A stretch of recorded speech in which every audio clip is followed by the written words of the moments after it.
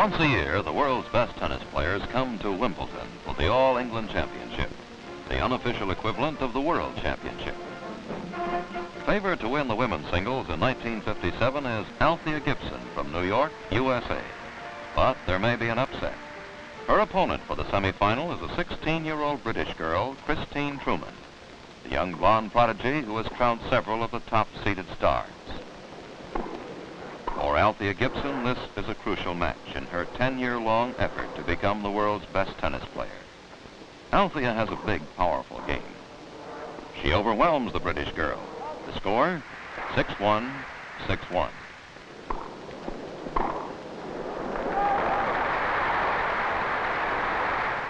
Even though happy about her own victory, Althea Gibson understands the disappointment of her younger rival. The great test is still to come.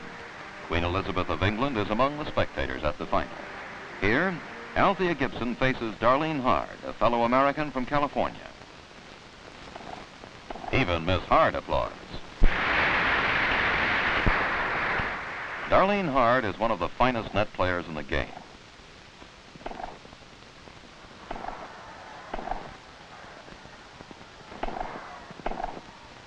The first set is over. Darlene lost it after a terrific struggle. Althea is in top condition.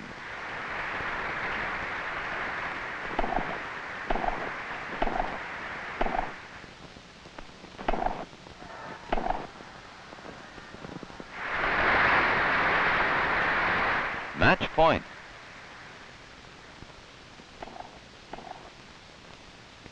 And it's all over. 6-3, 6-2. Darlene is a good loser. Queen Elizabeth walks onto the center court to present the trophy. This is Althea Gibson's reward for many years of effort. It's a moment crowded with memories. Memories of New York, of her childhood in the huge, sprawling city. This was the New York of 15, 20 years ago.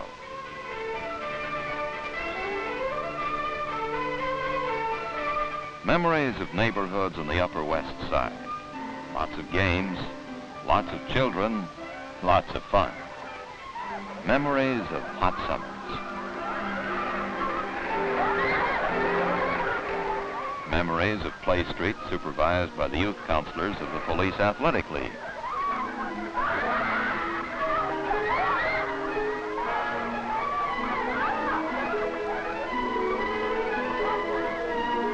And the playgrounds of the city's public parks.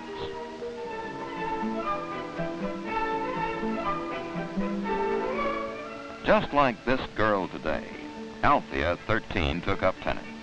Like this girl, Althea had natural ability, but she needed to discipline her game, her footwork, her grip on the racket. Althea's first coach, Fred Johnson, still teaches today on the city's public courts. Fred Johnson has trained many youngsters, has encouraged them, has helped them with patience and kindness. Tennis is a discipline as well as a talent.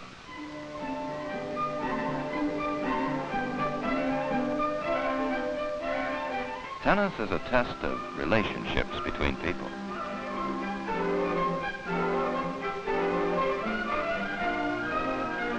Fred Johnson keeps an eye on all his pupils. These are youngsters he's been coaching for several years. He knows them well. Fred Johnson, the public tennis courts of New York City, they were part of Althea Gibson's youth.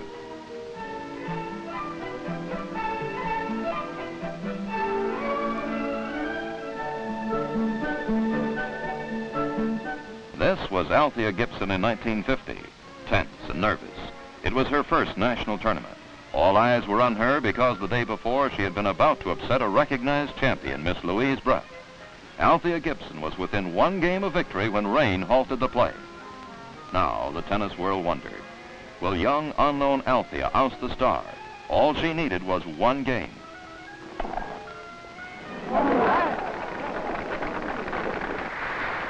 The pressure was too much for young Althea Gibson. She lost her touch. Miss Bruff took full command.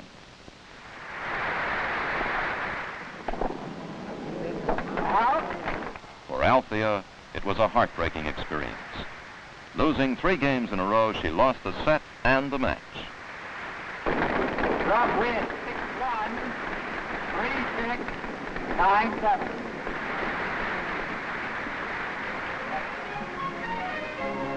She blamed herself for her failure. The final score remained in her mind.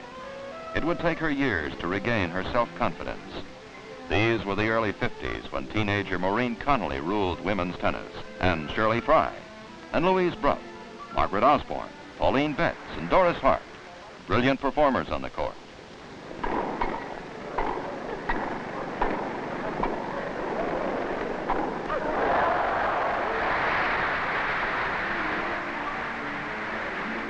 After 1950, Althea Gibson had some disappointing seasons, but she kept on playing. She traveled to Europe and Asia. Her game started improving. It had always been forceful. Now it became controlled and subtle. As she gained experience, she became more relaxed. The top prizes still escaped her, but she began to win tournaments. Things were looking up. The year was 1956.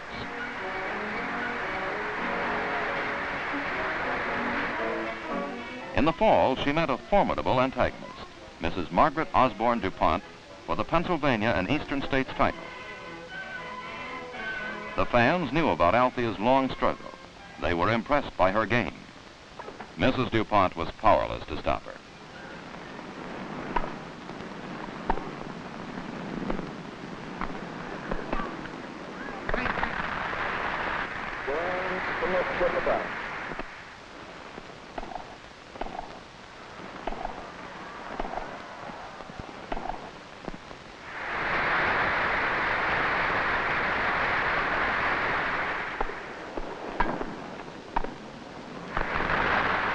Althea Gibson walked off with the title. The score was an impressive 6-1, 6-4.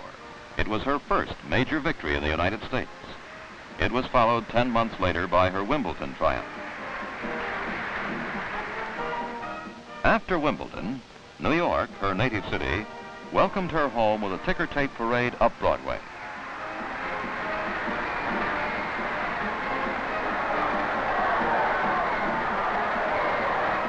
Fellow New Yorkers expressed their admiration and their affection.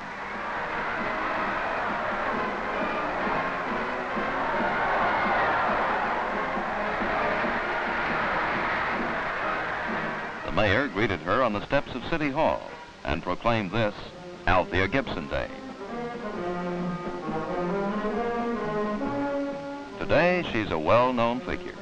Wherever she plays in tournaments around the United States, young people gather around her. She has an easy and friendly manner. Fame has come her way. She remains grateful to the many people who have helped her over the years. Her family, her many friends, her coaches, her fans.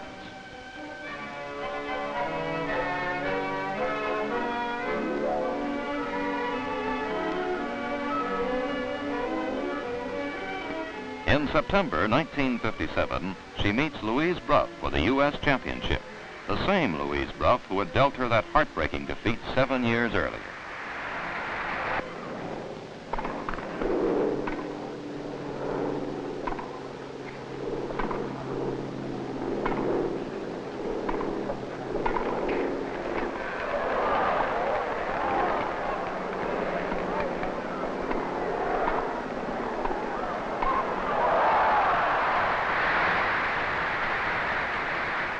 The U.S. title, which has eluded her all these years, is what she's after now with all her might. She is relaxed and confident. This time she's sure of herself.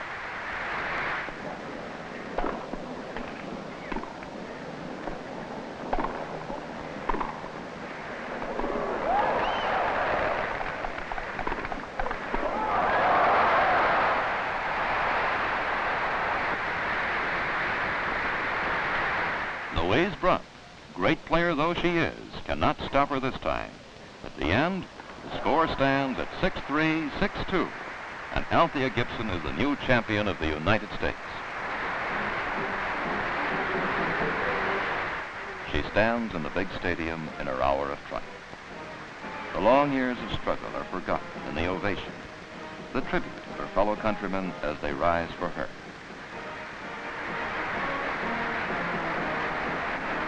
As the Vice President of the United States presents her with the trophy, it's a dream come true for Althea Gibson, tennis champion.